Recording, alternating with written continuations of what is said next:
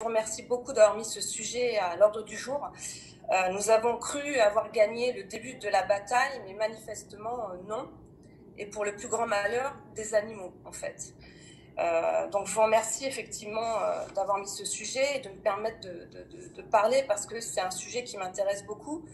Une question a été posée de savoir combien d'animaux étaient tués. Moi, je sais qu'en France, il y a 61% d'abattage sans étourdissement de la viande, pour des raisons surtout économiques. On le sait tous, la moitié, plus de 80% des abattoirs français pratiquent l'abattage sans étourdissement.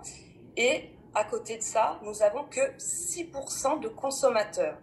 Ce qu'il veut dire, et c'est toute la problématique, en dehors de l'aspect religieux, technique et juridique, puisque c'est aussi un argument qui a été proposé auprès de la CJCE. Moi, aujourd'hui, je m'interroge et je souhaite que cette question soit reprise par l'intergroupe via une résolution, via des conférences, via des campagnes de sensibilisation. Moi, en tant que consommateur, je veux savoir quelle viande j'achète et je mange. Et aujourd'hui, la commission que j'ai interrogée me dit que ce n'est pas obligatoire. Donc il y a cette problématique en dehors du fait que l'abattage sans étourdissement est pour moi une atrocité insupportable envers les animaux, au même titre, je suis désolée de dire, comme l'excision et la lapidation, mais ça c'est un autre sujet.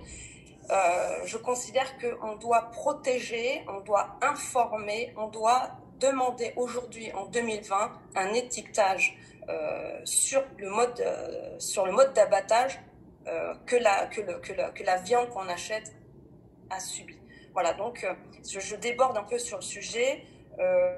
J'ai vraiment apprécié toutes ces contributions et je pense que nous, en tant qu'on a cette charge, nous, députés, travailler avec vous pour pouvoir aller plus loin dans la réflexion et je vous remercie beaucoup de m'avoir permis de m'exprimer à ce sujet.